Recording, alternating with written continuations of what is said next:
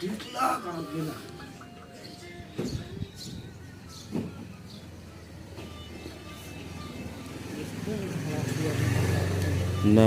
हजुर, यहाँहरूलाई बिहानी पखको ताजा अपडेटमा यहाँहरूलाई तेह्रथुम नगरपालिकाको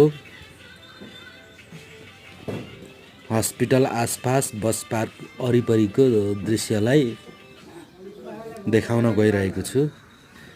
यहाँ हेर्नुहोस्, बाटो एकदम नाजुक अवस्था, ठाउँ साँघुरो।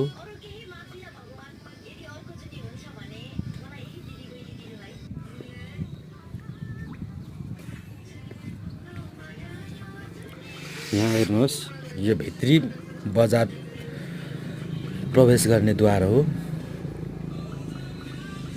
यतापट्टि नयाँ हस्पिटल बन्दैछ। हस्पिटल जाने बाटो यस्तो छ।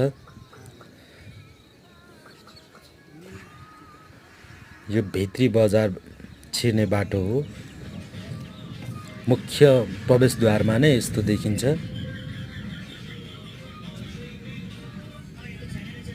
यो अगाडि बस पार्क रहेको छ।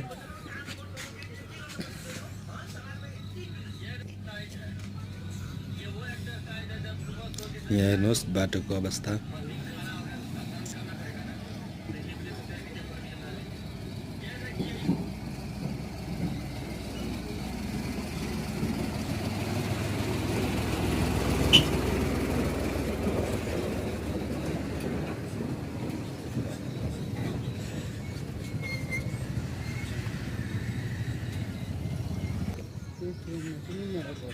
यो अगाडि बिरालोको स्तम्भ छ।